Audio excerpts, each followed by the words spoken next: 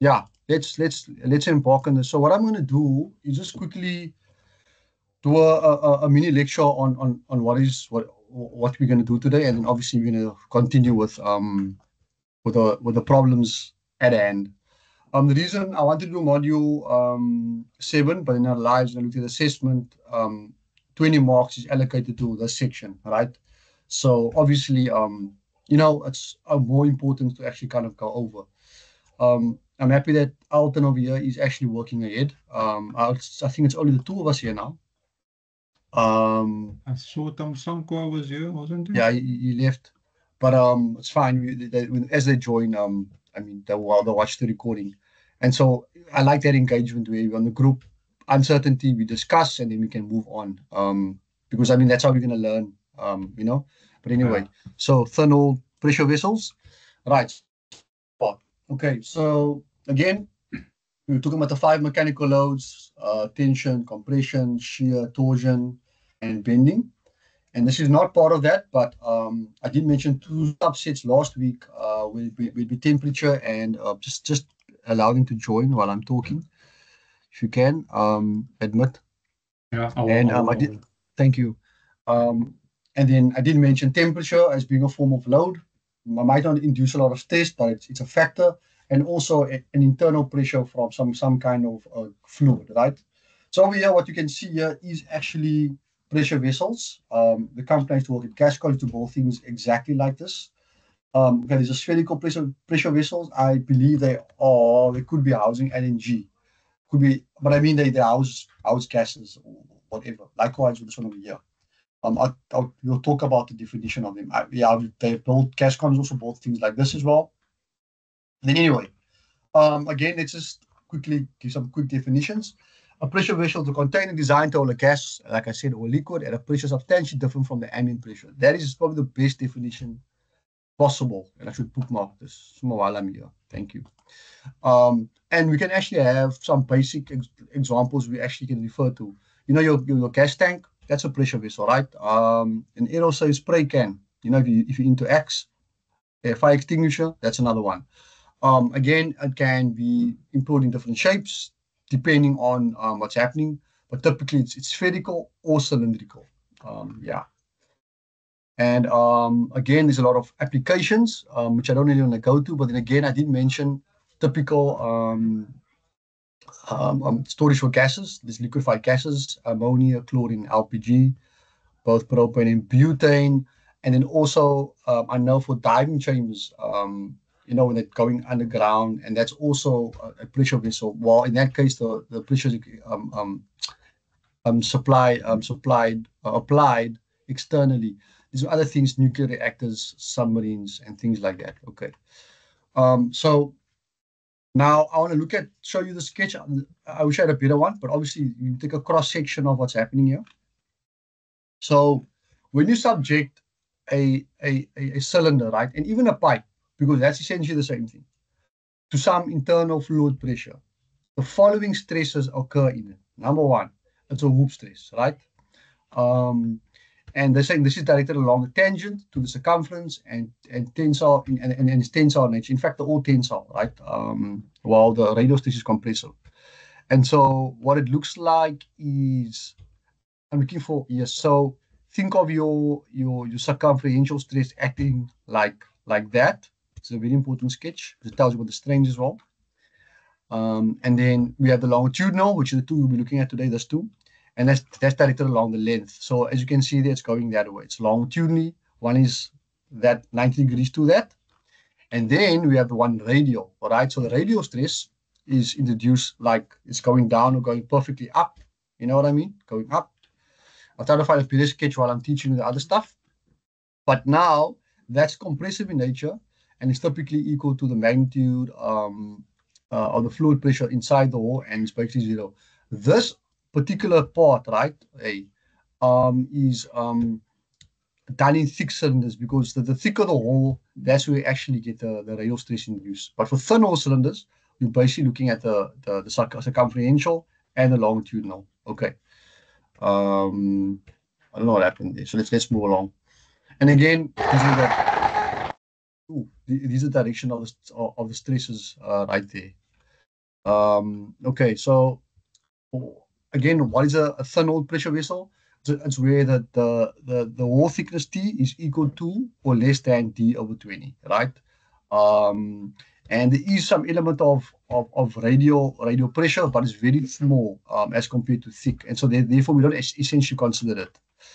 Again, this is a thermal pressure vessel, and if you take an element or a piece there, you notice that's where the circumferential stress is. It's on the circumference, whereas longitudinal would be along the the middle of the cylinder or the longitudinal axis, which you can see over there. Now, if you put in a pipe, you apply some fluid, and what the job of the I wouldn't use the job, but the circumferential stress, it will split the vessel going that way. Right? Can you guys see that there? It splits it up like I don't know how to use the actual word, but it splits it in that way. Are you with me? So like two pieces like that, right? And then if you look at your longitudinal, which I'm gonna get to, it splits it that way. Can you see that? One's like on the and the ones like that. Can you guys hear me? I can hear you. Yeah. Okay, great. Okay. So again, like this is your hoop or circumferential stress, right? And it breaks it like this. Can you see that way? I'll try to find a better sketch for you now. I think that's okay. And then the other one it breaks it that way. Okay. What's all important here is the equations. Sorry for the move around. For this, I'm not going to still go into the derivation, but your circumferential stress would be PD divided by 2T, right? And then we're basically looking at the forces within the walls of the cylinder. And then the other one, the longitudinal one, would be PD over 40. Okay. Now, what's very important to know, typically any cylinder, on the slides I can obviously share it with you. It's a link, it's not mine. It states here, the bursting will take place in the force due to internal fluid pressure acting vertically upwards and downwards, which is that over there, more than the resisting force due to the circumferential stress set up in the material. Meaning, if that stress or pressure is greater than this value, which you work out, right? That's when the pipe is going to break. And typically the pipe is going to break like that. Are you with me, Mr. Brandt and Mr. Ntuli? Pipe or vessel, by the way. You got that?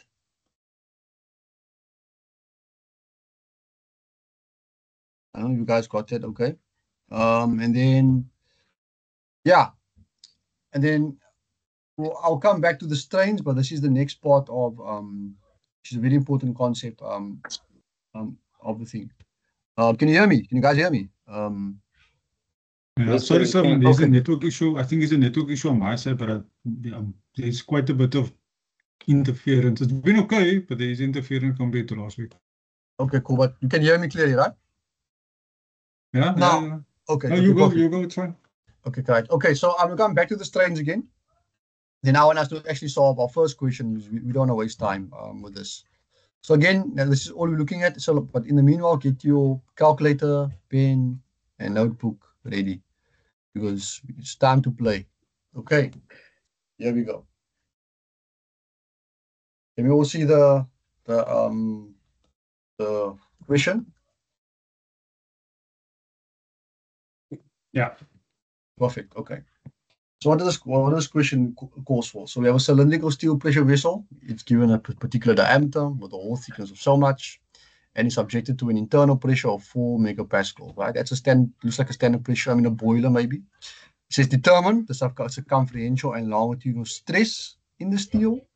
B would be the amount to which the internal pressure may be increased if the stress is now limited to 140. This is what I was talking about. So in this case, basically what I'm saying is that here they give you what type of material it is, and we basically want to see what pressure can that particular vessel accommodate, assuming this here is maybe the yield or UTS of that particular material, and you have to find out the pressure. So let's quickly do that. It's not difficult. So I just want to replay stuff for you as a talk. Is there any questions before I proceed? No, sir. Okay, great. Thank you. If there is, please stop me at any time. So we're dealing with the one for shafts today, ne? No, it's still no cylinder, like I said. I was planning to do shafts, but then if you checked on the group, yeah, I had to adjust accordingly. I'll show you the modified one again. Okay, so let's quickly begin. So for okay, so I'll do it over here. The reason why I think Alton did say in the group, I'm not sure if you guys even checking, is that I mentioned that module 4 will carry a lot more marks in the assessment tool, and that is why I decided to cover it compared to the other torsion question or shafts. So it's a comprehensive test, right? Okay, so what is the formula for that one? Can someone just quickly tell me? Can you just check your textbook? You've got comprehensive and you've got your longitudinal. Can someone just tell me? Just check that out. So,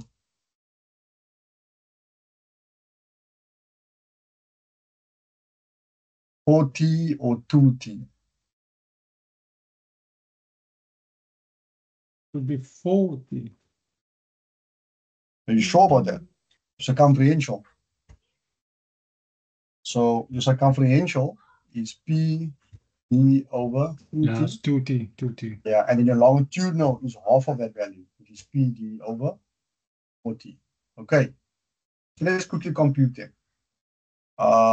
This is 4 megapascals. Your diameter is 0.6.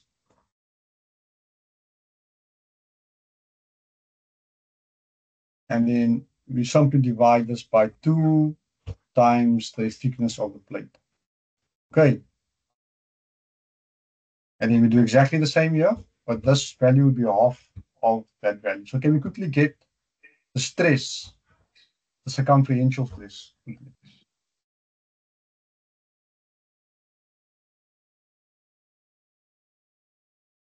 Alton and Mr. Nduli.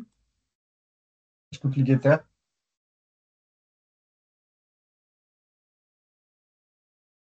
Yeah, that's 100 megapascals. Exactly. Thank you. Someone else going to join you with this situation. Okay. That's 100 MPa. And obviously, this is going to be half this value, right? I didn't do calculate. Is that okay? So I can just put in 50 here, right? That fine? Yes. Okay, perfect. Don't worry, it's going to build up quite nicely now. So in this question, now they're saying, okay, right, amount of internal pressure, basically, which you can accommodate, assuming that the stress of the steel is limited to 140. So typically, when you're dealing with this kind of problem, you always want to head up to the circumferential stress because this is the higher value, right? Okay, we're basically going to work backwards. So we're going to say B over here, if you don't mind.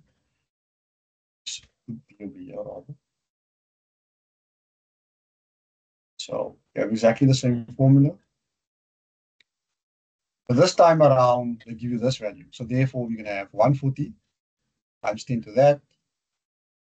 We want to find what pressure this particular plate can handle. Oh, sorry about this. I think I did that. Still times 0.6.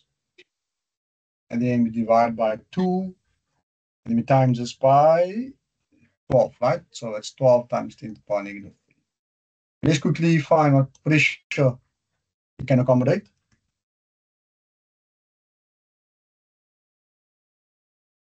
You guys can quickly do that for me.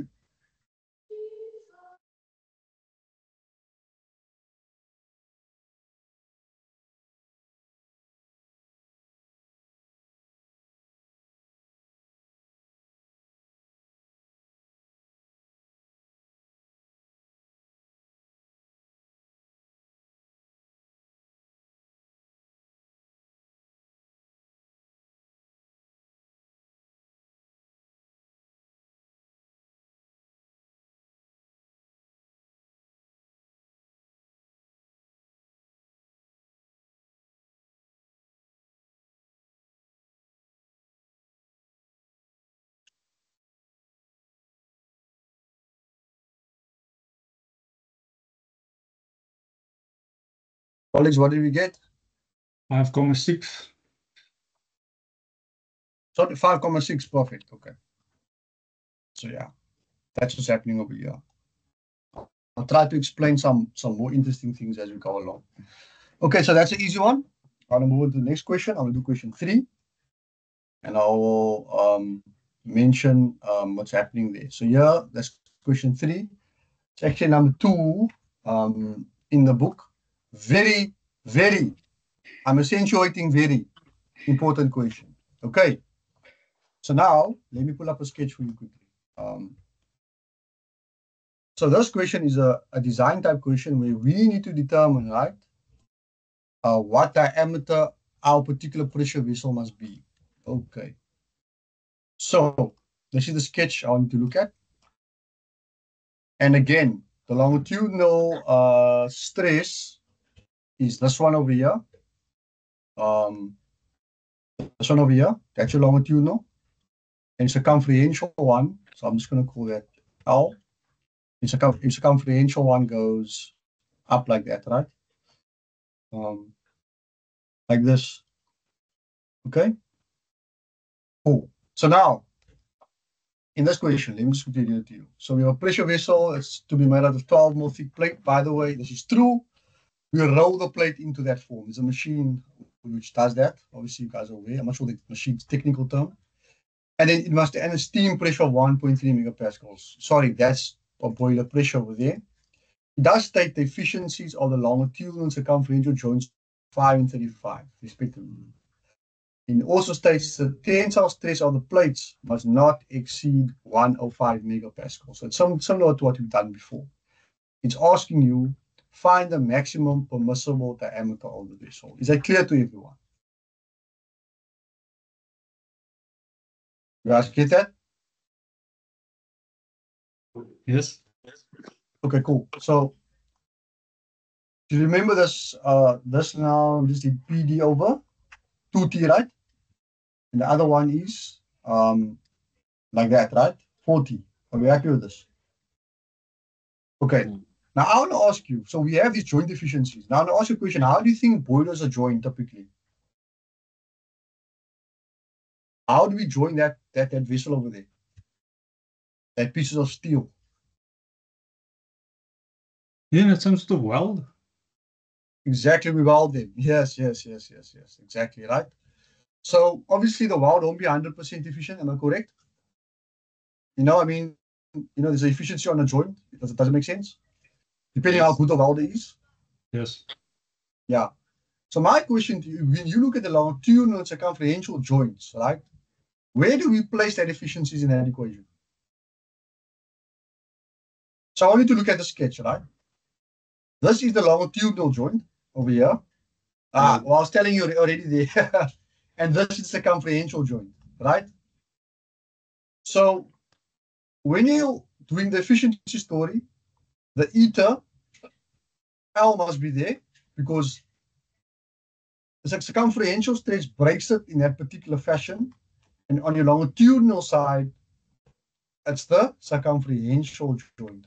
It's all about how it breaks, man. I don't know if that makes any sense. But that's when you join it like that. Are we happy with this? Are you not seeing what I'm seeing? Talk to me. So like on the circumferential, it's like it open. Yes. I'm gonna paste one with you. I'll paste the sketch quickly. So this is, imagine it breaks it like this, right? That way. Does it make sense? Imagine another piece of pipe on the side. This is circumferential. You see that? Oh, sorry. This is a longitudinal. It breaks it longitudinally here, right? So the joint to basically to enclose two of these spaces will be on the circumference, right? Obviously, that is why we use that over here. So that's longitudinal. So on your what's the other one? Your circumferential hoop, it breaks it like this. Okay, guys, if I'm moving over too fast, you must just say, So if you look at the longitudinal, you make the joint over here. Does it make sense? You see there? For the circumferential Yes. stress.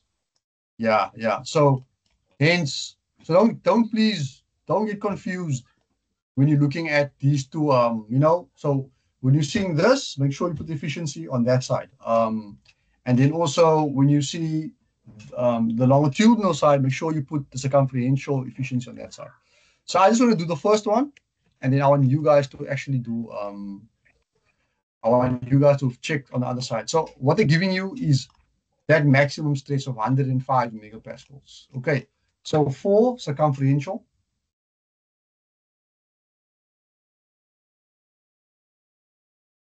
for that's going to be, what's a guy again?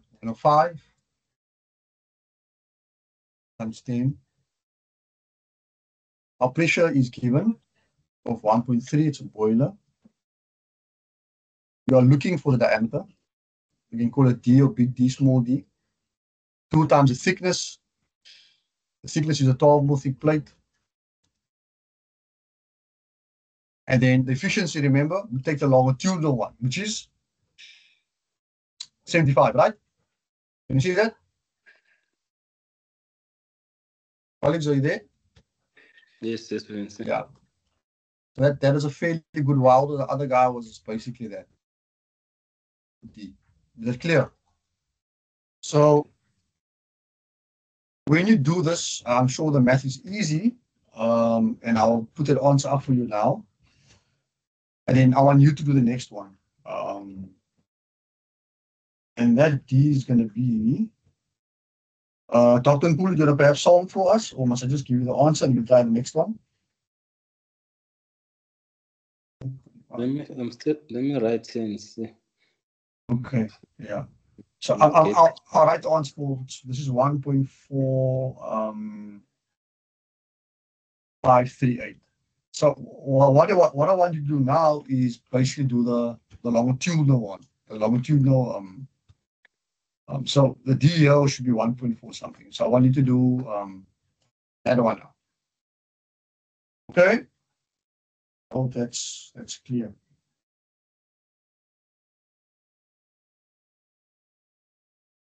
And this is a very important question. Make sure you're able to do it. I'll not say that again.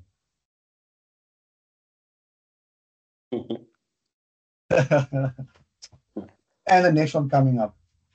I'll not say that again. You see.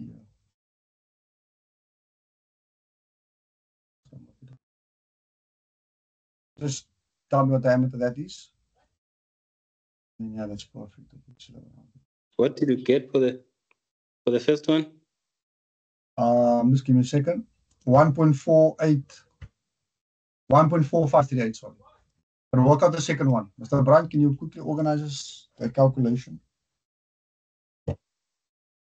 Oh man, how come? You know, I'm getting something else. I'm getting 339. You must change your Sangoma, Chief. He's not working for you. Is this what you have? And remember the efficiency, eh? Be careful what efficiency you use.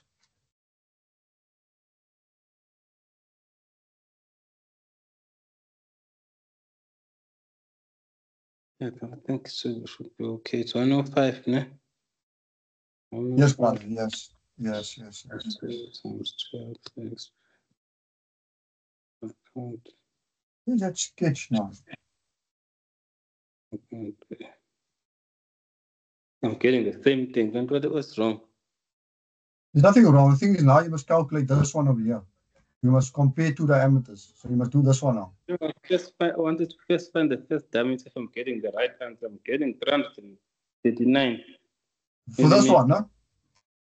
For this one. Okay, let me check. I'll check now. I don't know what you. Let me just. So obviously the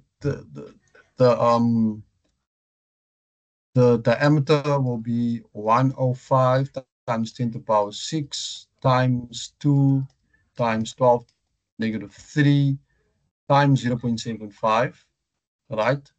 Then we're dividing this by 1.3 times 10 to the power 6. Right? Is it 1.3? Yeah, 1.3. Okay. Did you do that? Dr. Nduli, Yes, sir. is that exactly what you did? So long, work on the second one while I am busy with this one. Okay, I wanna get to the next one. Knowing what I know, I'm doing something. No, I right. get 1.538, brother. I get it. Same. I think. Oh, okay, let me do the next one. I think the problem is with me now. Yeah. Okay. Jason, are you following us, Alton? You guys are quiet. I want to get it. I want to move on to the next piece here. Yeah, I get the 1,4538 as well. I get that. Okay, Right. let's do the longitudinal side now, please. Online.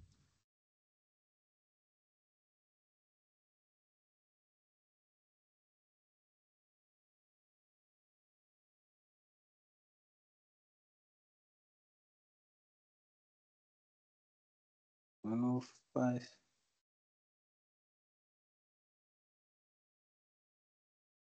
Times. I get 1,356. Yes, perfect. So I'm not going to still do that one, but for the longitudinal, stress, sorry, now is what's it again? 1,356. 356. That's correct. Okay. That's correct. Okay. So remember, we must choose the maximum permissible diameter. What diameter do you think we're going to choose over here? Which one will we use?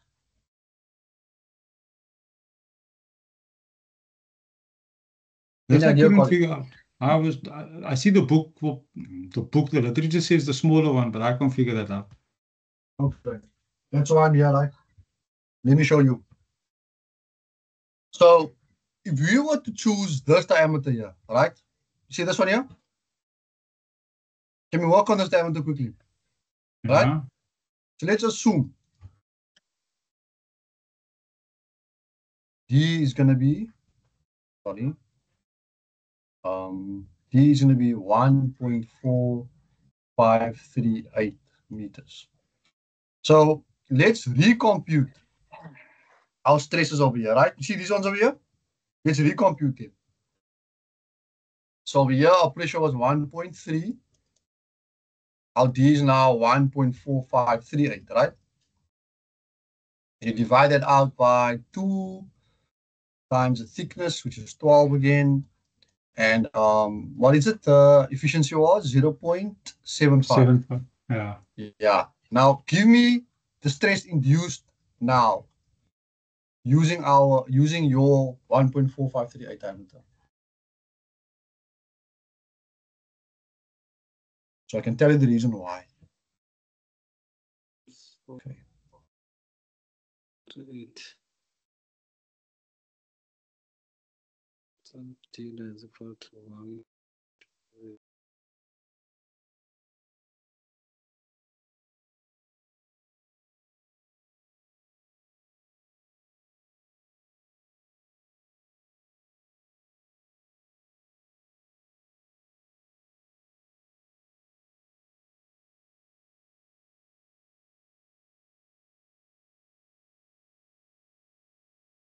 That's less than 105. I mean, if I include, but it's like 104,99.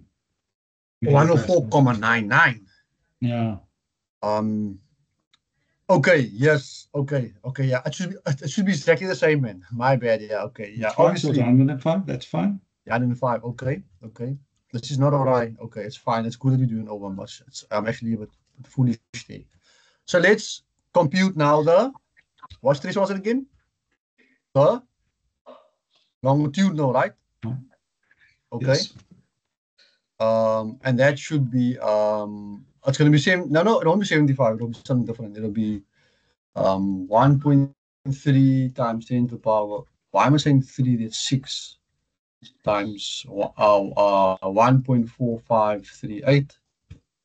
And we divide this by 4 times 12. Then efficiency is what? 0.35 now. Okay, so this is fine. Okay. Why am I getting strange answers? Check your calculator. Check your mode or something. Your snake is not working. Giving me Doctor. 4. Your witchcraft is working. Or what?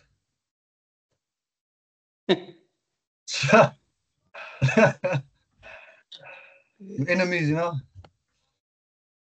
Dr. Brand, what did you get?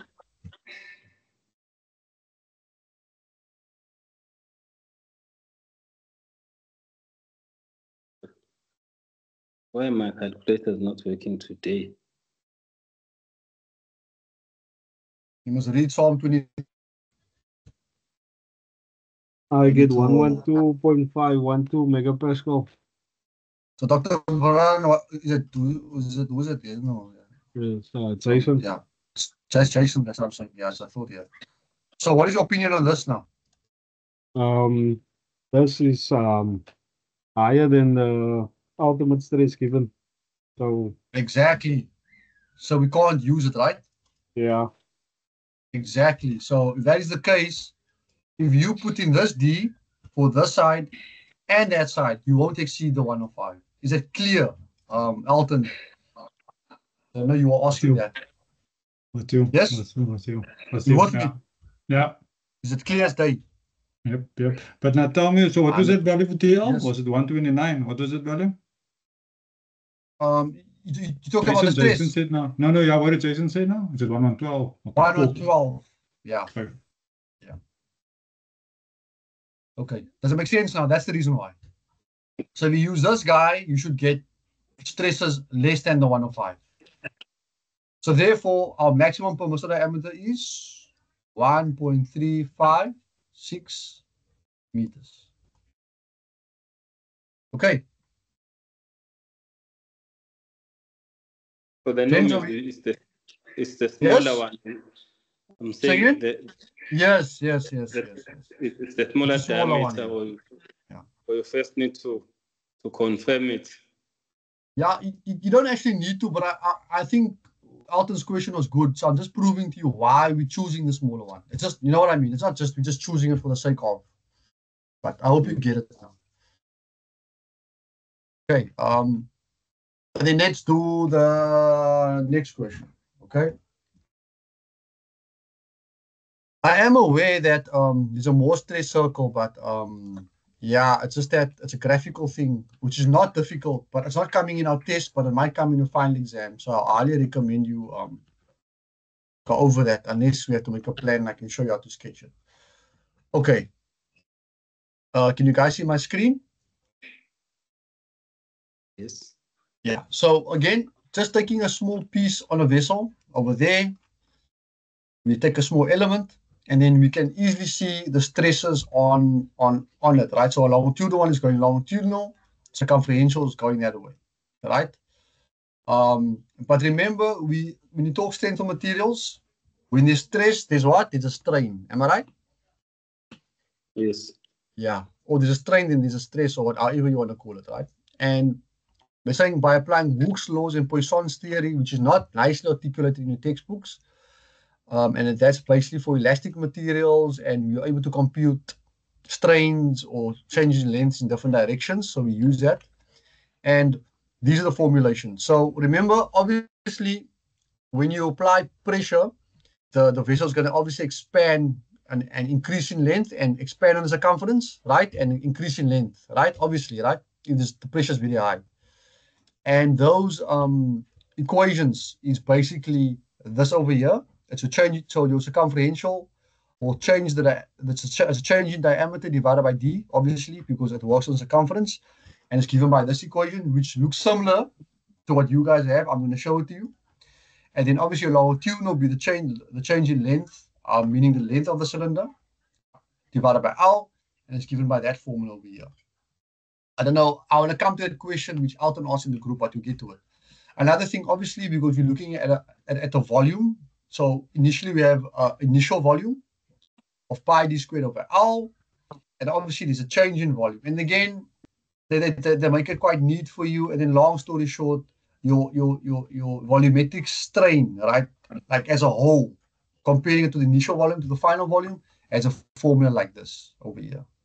Okay. So what I'm going to do is prepare the next question, and then I'm going to paste the formulas so we can actually just use the formulas. It's a very formula type chapter, you know. The understanding is not, you don't need to understand too much. So what I'm going to put up now for you, and this is in the formula sheet, is this is a formula for, oh, okay, wait, give me a second, let me just paste it properly. Your formula for your longitudinal strain, right? That you change in length divided by length, but obviously you don't use that. I'll paste it here. So that's the other one. Then we have a formula for your circumferential, which I did talk about, right? That changing the diameter. So be careful of the keywords in the question. So the talk changing diameter, know which formula you must use. That's that one. I believe it's in your formula sheet as well. And then lastly, we talked about change in volume, right? And that formula looks like this, which obviously you've seen. And it looks like that over there. Okay, so it's more of a plug and play kind of story over here, if that makes sense to everyone. And this is nicely put on your formula sheet. Okay, colleagues, let's move on.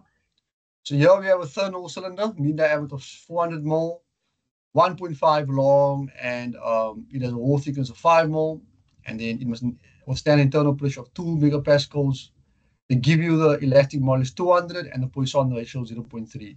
Alton, I don't know what your question was, but please, bring it up again as we go. So the question asks compute the longitudinal strain. So basically, we just have to use this formula over here. Okay, so you're like that, delta L, and that's going to be PD over 4TE is typically given. 1 minus 2, this is Poisson's ratio, 0.3 times the length. Sorry, Just sir, apply. can you? I can't see your screen, or I can't see what you are writing. Is it gone? Is it black? No, you No, I on the still other see the- PDF, yeah. Yeah. I'm sharing again. Tell me if you can see it. Now?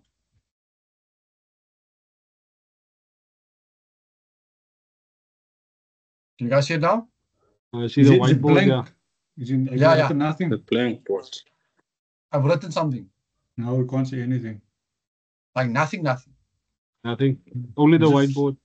Yeah, it's a whiteboard, but there's nothing on the whiteboard. Okay, I think I'm shooting the wrong thing maybe. Yeah, I think I'm shooting the wrong one. Okay, let me see. Okay. Where's my whiteboard here? Let me just check again. Oh, yeah. Yeah, here we go. You can see it now? Yes, no? Yeah. So I'm writing down this formula over here, that on there, because we want the longitudinal strain. Is that clear? You guys got that? Yeah.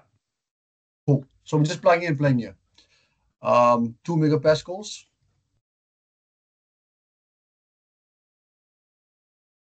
Times the diameter of 0.4. Alton, your question regarding, I don't know, that EC, you must talk about 5 more. Yeah, so I And the elastic modulus understand 200. the Yeah. modulus is equal to the strain over the Young modulus, but why Yeah. did you have to subtract the This. longitudinal from the circumference? Yeah, why did you have to subtract? Because I couldn't find the formula. That's the Yeah. problem. Okay, so there's an actual proper explanation for this, but the textbooks don't talk about it, man. I'll try to explain to you afterwards. But all you need to know basically is see this formula over here? Just plug it in there. I'll explain to you why I subtract, but you understand? Just plug it in here. Is that okay? All right. Yeah, I'll explain to you now. So Yeah, 2 times 0.3. So let's just get the longitudinal strain. Let me go find something which I can quickly explain that.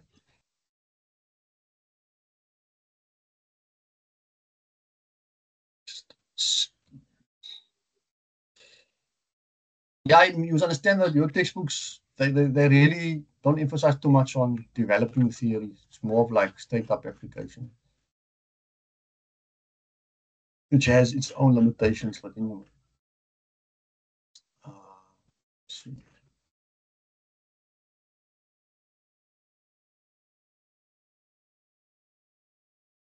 Die strain is wat.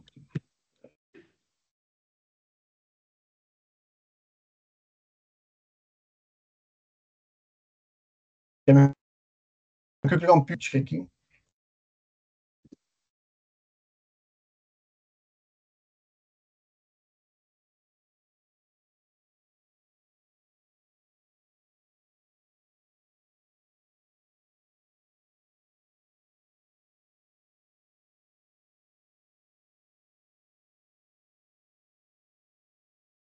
Let me just have a look. Let's close some here. That. This. That. Once you're done, you can just tell me the longitudinal strain if you don't mind.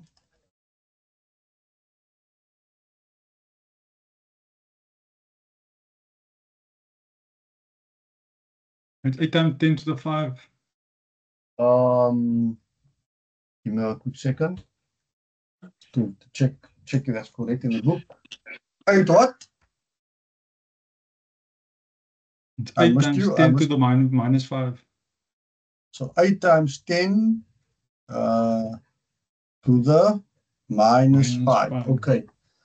That should be unitless, yes, with the strain. Okay. Oh, bring that down now. And then we look at B. So B, it wants to change the diameter, right? So it's quite simple. The change in diameter is basically given to you using this formula over here, right? So all you have to do is basically say something doesn't feel right about this. Just give me a second. Wait. So this, are you sure this value gives you this here? This is not, I don't think this is right. What is this? Oh, no, it is right. Sorry, it is right. You times by the length. My bad. Okay, cool. So, Times No, the it's Sorry? good. So what I understand your formula, sir, but the book's formula differs, but it's just a mathematics thing. yes, But I'll show you now. So basically, so this here is the changing length, right? But if you look at the formula over here, this is a strain inside here. You understand? I made a mistake here. I'll get to that part now. So yeah, there we go. So what I'm saying is that you see the strain there. The EL is this piece here. You see here? Are you guys with me? Mhm. I made a mistake over here, man. I forgot you not calculating the longitudinal strain. Yeah. And then this is going to be the one ED. So here you can calculate things. What you can do over here, you can actually calculate the change in diameter and then just divide that by the original D. You understand? And then you'll get the circumferential strain. In fact, let's quickly see what this as well. So they want to change diameter, which is already given here. Yeah, okay. The way you write it, are you writing somewhere? Man? Sorry, Can't see. I'm saying, are you writing somewhere? I can't see where you're writing now. I'm writing now. Okay. The change in D is P D cubed D squared divided by 4 TE and 2 minus Poisson's ratio. So this will give you the change in diameter. So what I'm saying in the next question, to find the circumferential strain, we're simply dividing by the original D. I hope you guys are clear with me. I'm just looking for the other thing. That's why I'm a bit slightly distracted. So yeah. So again, this question called for the longitudinal strain. So obviously you can look at this formula. This piece is a longitudinal strain, right? So if you actually wanted to change in length, you're just going to times it by L, which is obviously all in this formula over here. I hope I'm being clear. Let's quickly compute the change in diameter. I'm nearly there, but I just got to the book now. So remember, strain and changing length, two different things, but part of the same story. Okay, here we go.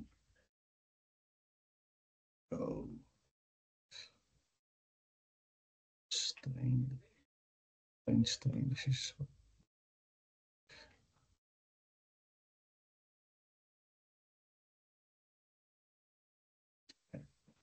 So you're writing on the right-hand side of the board, or you're not writing? I'm not writing now. I'm writing Okay, nothing. cool. I'm waiting for you guys to fill up, to find the change in diameter. What I'm busy doing is finding explanation for you, man. Why we have a negative. That's what I'm actually doing on the side here. I hope you're with me here. So I'm just trying to find something. Shear stress and strain. Okay, this. Which formula to use for changing diameter now? I mean, I'm lost now. So coming here, right? These are the formulas you're going to use. So change the diameter, that's the formula for it. You see there, it's given to you on your formula sheet. To remember it. What we must do? That EC is equal to change over D No. over D. No, this, remember what strain is, right? It's a change in length over length, right? So we're finding the change in diameter, not the strain in this case. In the next question, they want the circumferential strain.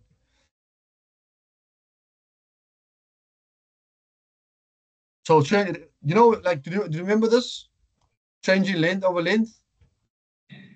Remember this? You see, Yes. you can't see where you're writing today. Sorry? I'm saying we cannot see where you're writing today. I'm not writing anything. You can't see that.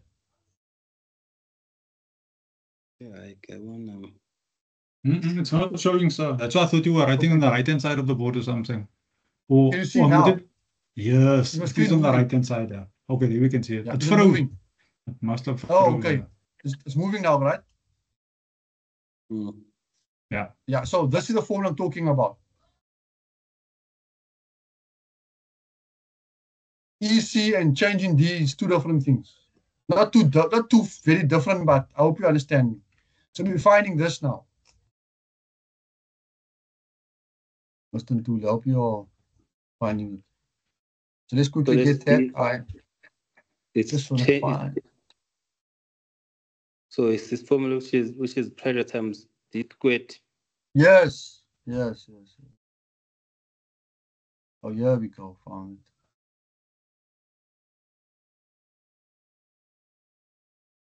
Do you guys not cover Poisson's ratio before?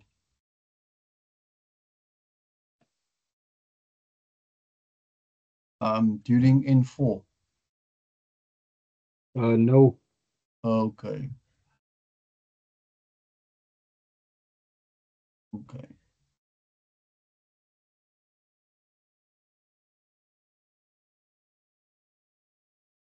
We got something small here.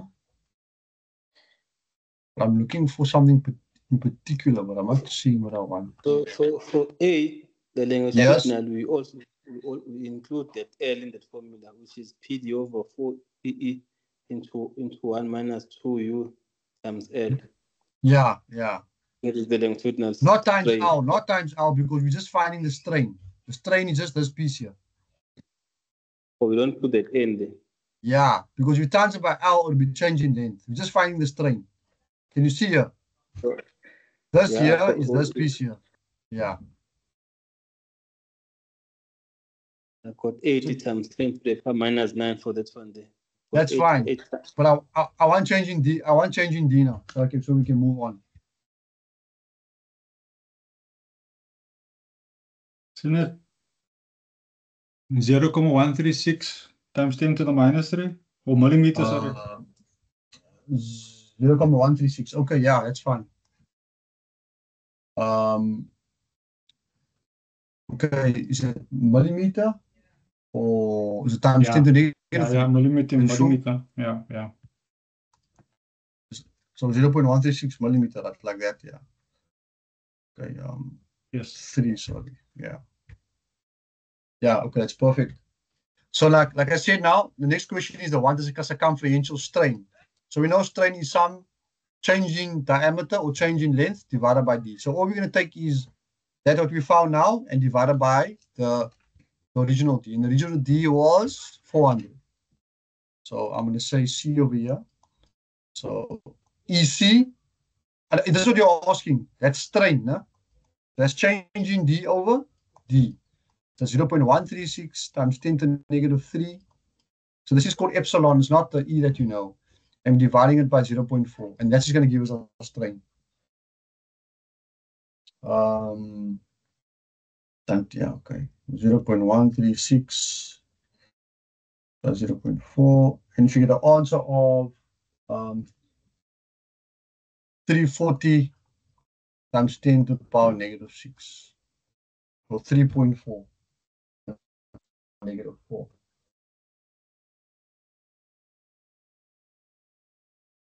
So Brant, I'll show you once I'm done. It comes from a lead fine. I'll use the slides I used previously.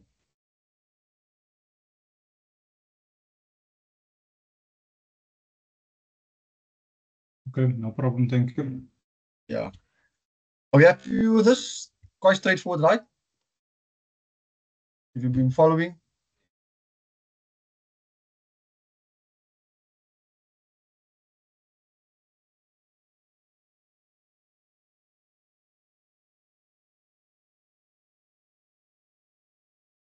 Can I move on, colleagues?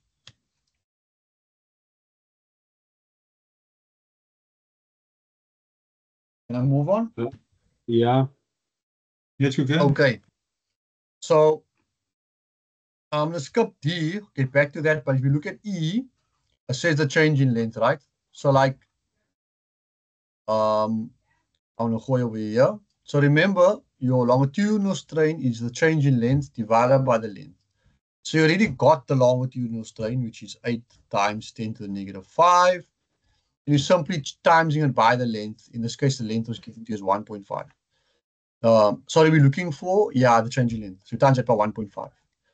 So what I'm just saying, you're taking this whole thing, which is that, and you're timesing by the length, which is essentially that formula over there. All right? I don't know if I'm being clear there.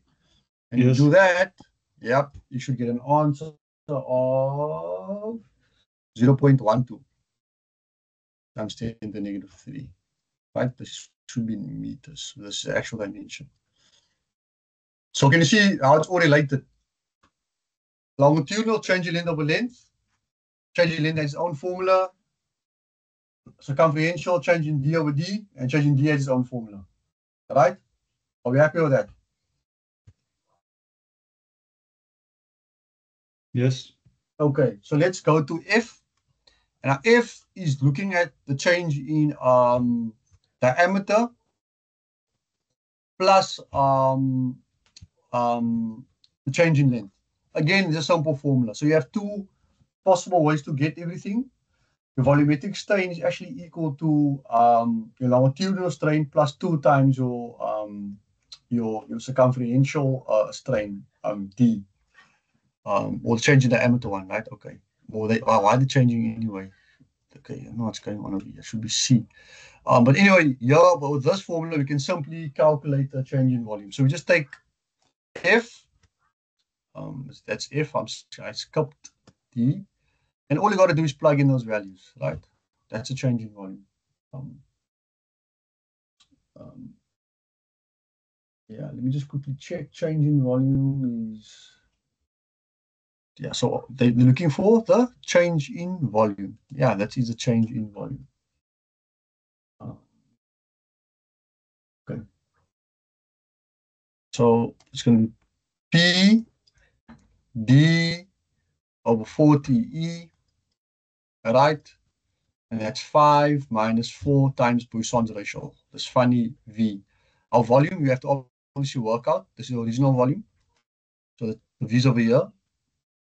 And V is equal to pi over 4 D squared L. So original volume is pi over 4. Diameter was 0.4 squared times the length, right? And the length was 1.5. I'll quickly get that for you. And once you have that, you just take this value times it and do the rest for me. Very, very important.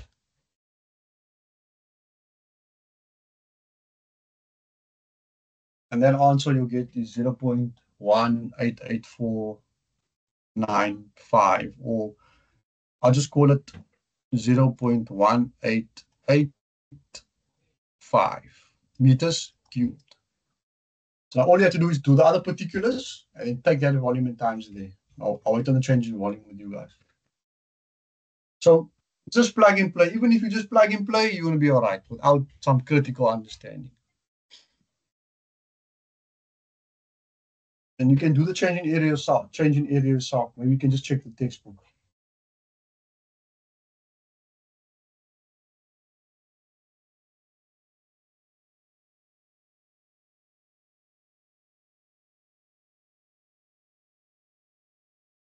So what's my change in volume?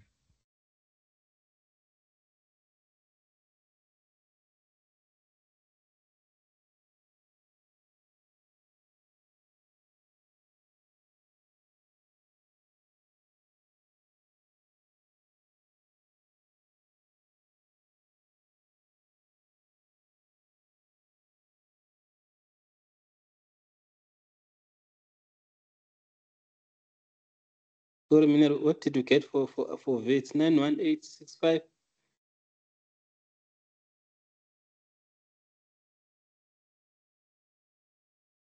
Is everybody going to know? Sorry, Mr. Dooley? I'm asking, what did you get for your V? 0.1885, the original volume. Okay, it's the same. Yeah, and then I'll get the change in volume for you.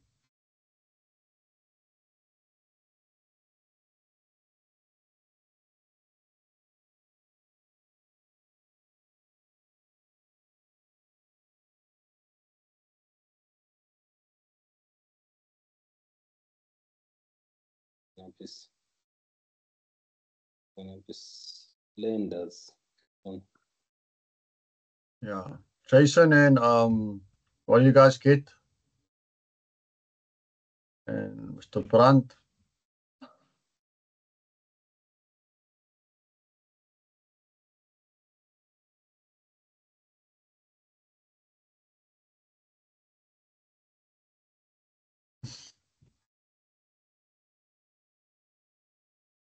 It's 1,4325 times 10 to the minus 4 cubic meter. 1,4325. Yeah. 4325 times 10 to come. Yeah. Yeah. Okay. Cube. Just cube. Yeah. And that's basically it. Yeah. The change in area. I'm sure you guys can work it out. But work it out and place it in the group, and I can just guide you. Yeah. So, guys, are there any questions before I attend to Mr. Brandt's quick request? So can you please just go check the screen a little bit up? I just want to see the answer there. Yeah, it's fine. 1,425. And my recommendation for your test, make sure if you remember how the question looked at the previous assessment, a parallel bar with a change in temperature plus a tensile compressive load, you should be okay. Shafts, I can't give you too much guidance, but it's a basic shaft question if you've been studying. And then with your thin wall cylinders, I recommend you rewatch this and redo these questions. It should prepare you. But I do want to let you know there is a subsection called Mohr stress circle, which is a graphical thing. And I highly recommend you actually, after your test, after the session, do it for the exam as well. But it's a very procedural thing. Like if you just, it literally gives you all the steps in the book. It's really not a difficult thing. Okay, so let me attend to Mr. Brandt's question quickly before we end off. Got another long day tomorrow. So yeah. So he talked about where the formulas come from. I did show you this over here. So that here is Poisson's ratio. And you're asking why is it negative? So if I'm going to have to show you from a particular text, it's basically your lateral strain divided by your axial strain. And I'm gonna put up a video from a great channel which I like. It's not mine. But it's essentially, this is Poisson's ratio. And then the reason why it's negative, what they do state is it's inserted into equation, right, to compensate for the fact that the lateral and axial strains normally have opposite signs. What this is about, colleagues, right? So your axial strain is your strain, like when you're pulling this rod, it's extending along the length. Are you with me? That's your axial strain. Am I right? Yes. But as you pulling the rod, the diameter starts to shrink, right? Yes. That's the lateral strain. Are you with me?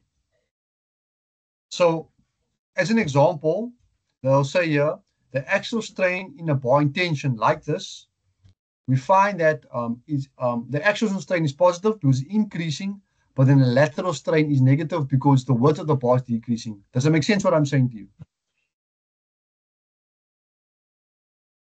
Tell me no, so I can explain it properly. Yes, I'm with you.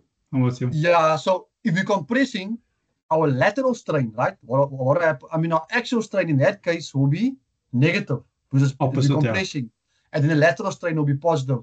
But that's why they typically just keep it a negative value. Yeah. So they say and they also look at therefore a normal material without any strain and have a positive value. But this is what it's about basically. It's your ratio between your lateral strain and your axial strain. Because you can't just assume it's like a ratio between the change in lengths or strains, basically.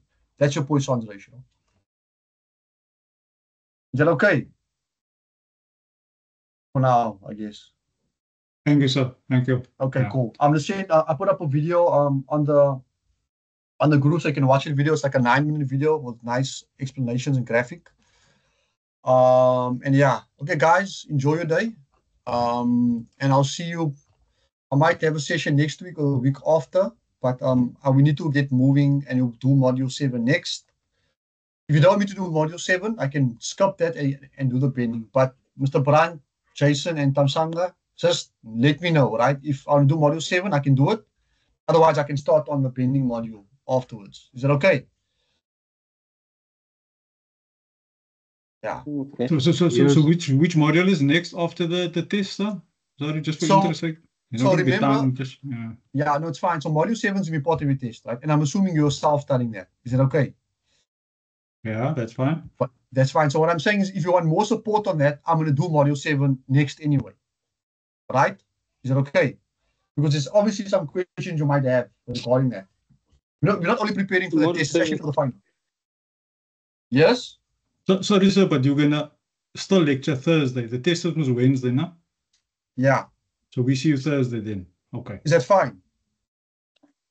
So what I'm saying is module 7 the shafts not in the test? It's in the test, Mr. Nduli. That's what I'm saying. And you should have been studying by yourself. Are you with me? Are you with me, sir? I've been doing that one. It's only the section that we're doing today. Yeah, so that's good. So what I'm saying is that if you have more questions on module 7, we'll tackle it next week. Is that fine? Before the test? No, after the test. Yeah. Okay. Is it okay? So what I'm saying is, if you're happy with module 7, then I can start on module 5. This is what I'm asking. We'll see next week after the test. Yes, yes, exactly. We're gonna run out of time anyhow because of the exam date. I know. It's look here. I'm not happy with how they structured this, man. But I mean, I'm just a guy facilitating knowledge. You know what I mean? Sorry, I didn't mean to say we're gonna run out. I'm just saying is if we don't do it on Thursday, we're just gonna put ourselves into a corner with the rest of the modules up until the exam. Sorry, I think. Yeah, Understood. For me, Thursday I won't be available. I'm also writing on Thursday at the same time, so I won't be available. Okay, but let's talk in a group. Is that fine? Because there's other people as well. Yes. Yeah. So what I'm saying is that I can skip module 7 if you guys are fine. Otherwise, I will do it like I've planned. But it had to be part of the test, unfortunately. Then after module 7, we're gonna do module 5, then module 6, and then I'm basically done. And module 8 is basically by yourself because I won't have time for that. Or in fact, I can't do it because it's a graphical thing, and I can do it on a computer, but obviously you need a protractor. You know what I mean? Set squares and all that stuff. Yeah. Maybe it would be just a guidance session, just to show how it's done. I think. No, that's fine. There's no problem. Don't worry. I'll try my best.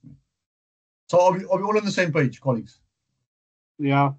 Yeah. Okay. So just communicate in the group, and guys, please talk in the group. Mr. Brandt is really championing it well. Like you're here to learn, you know, and you must put in the hours, man. There's no other way, you know.